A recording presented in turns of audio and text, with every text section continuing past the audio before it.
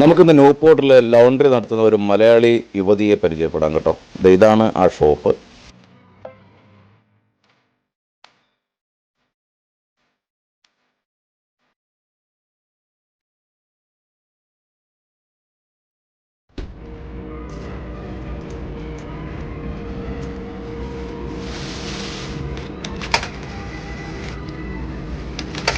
ഒരു പൗണ്ടിന് 10 minute fry ചെയ്യാൻ പറ്റും.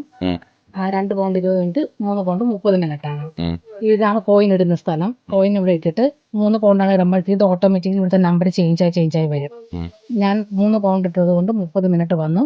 എന്നിട്ട് ഈ ഗ്രീൻ ബട്ടണിൽ പ്രസ് ചെയ്തപ്പോൾ 26 മിനിറ്റ് വാഷിംഗിന്റെ മെഷീനാണ് ഇതിനകത്ത് നമ്മൾ ടൈം സെറ്റ് ചെയ്ത് വാഷിംഗ് മെഷീനിൽ പോയി കഴിഞ്ഞാൽ ടൈമർ കഴിയുമ്പോഴത്തേക്ക് ഇത് ഓട്ടോമാറ്റിക്കലി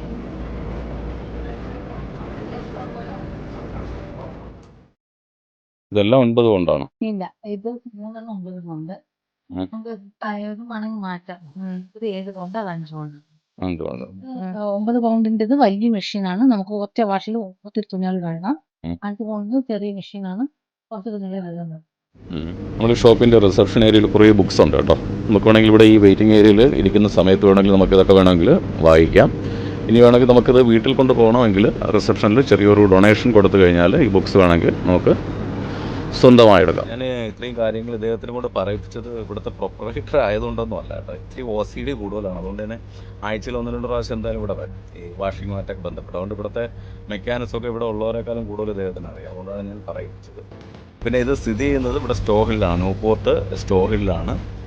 നമ്മുടെ എന്താ പറയുക, ന്യൂപോർട്ട് സെൻറ്റ് ലൂക്കാസ് കത്തീഡ്രലിൻ്റെ തൊട്ടടുത്തായിട്ടാണ് ഈ സ്ഥാപനം സ്ഥിതി ചെയ്യുന്നത്.